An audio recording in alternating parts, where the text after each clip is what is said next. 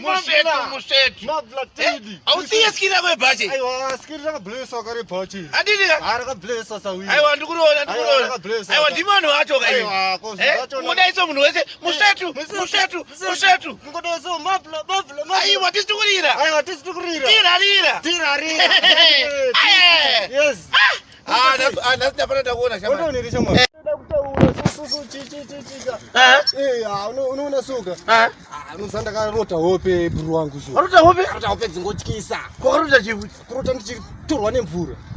Torwa nemvura. Hey! Ndazungurika ndabva ndapepuka. Saka unopona? Ndakabva ndapona. Azwanga wakuwata kuti uchafira kuhope. Ndada kuti ndichafira kuhope.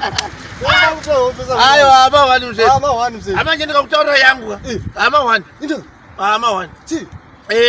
Aityisa ere. Aiwa aityisa. Yangu inotoona ki. Aiwa. But ndakapinda pataiti wona. Chi. But handakazokunda. Ndo. Unoziva kuti isusu kati vakomana veskillful. Ndakasi. Chamani. Ndaenda kwambuya wangu. Vobika sadza ndira.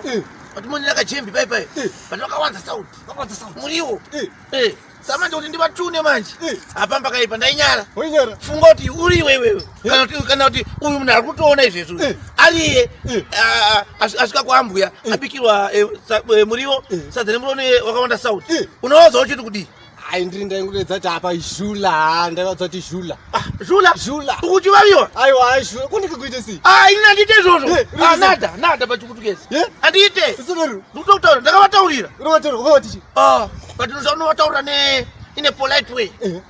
Diplomacy. Right. Handiti rukudzo tsika nemagariro. Sports and culture. Neuno. Handiwaona manje. Right. Yeah. Ndakavati kudii? Wakavatichi. Ndakavati mama. Muri wamabika uyu. Ukunaka chaizvo. Handiti ka? Vagodzika mbuya. Makatovaudza hangu. Ndakavataurira. Makataurira.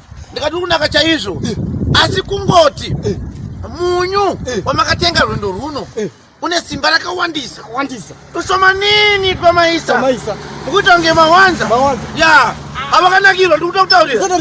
Wabva spakwa. Ai.